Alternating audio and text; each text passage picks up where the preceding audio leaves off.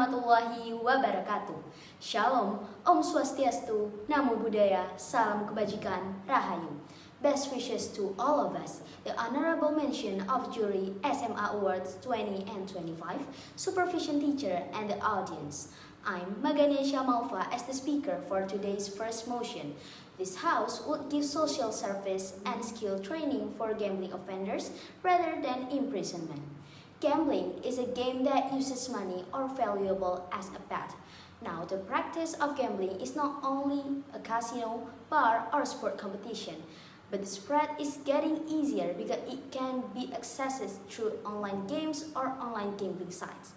This game has certainly become an illegal thing in Indonesia. Therefore, the perpetrator needs to get firm action. As the Contra team, this house believes that giving social service and skill training for gambling offenders doesn't effective rather the imprisonment. As we already know, gambling has an addictive impact that makes someone will allow always to get something. Gambling can certainly damage morale, and worse, can cause an economic crisis that can lead to violence, theft, and so on.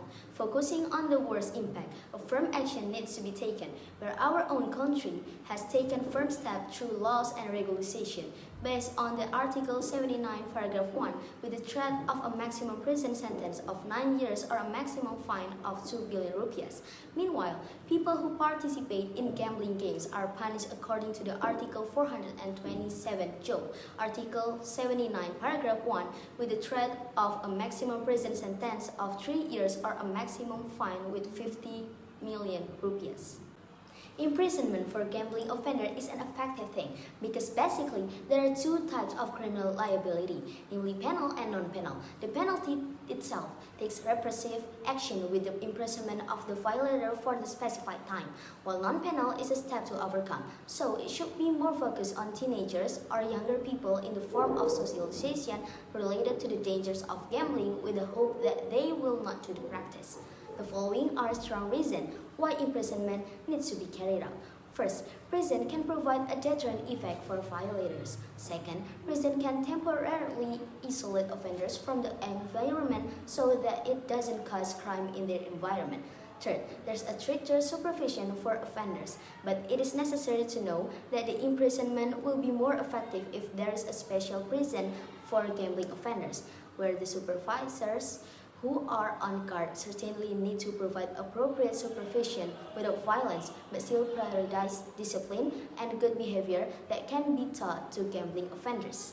This is reinforced by the existence of gambling violators who still repeat the same thing after being given social services of skill. Based on PPATK, there are approximately 168 million online gambling transactions.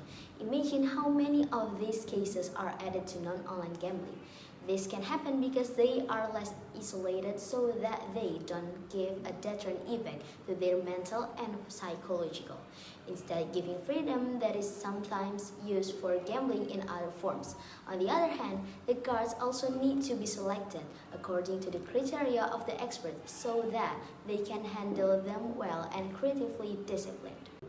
So, with the commitment between prison regulations against gambling offenders and the implementation of appropriate prison norms, I'm proud to review social services and skill training for gambling offenders. Hopefully, the arguments I convey can be well received. I'm Maganesha Malva. Wassalamualaikum warahmatullahi wabarakatuh.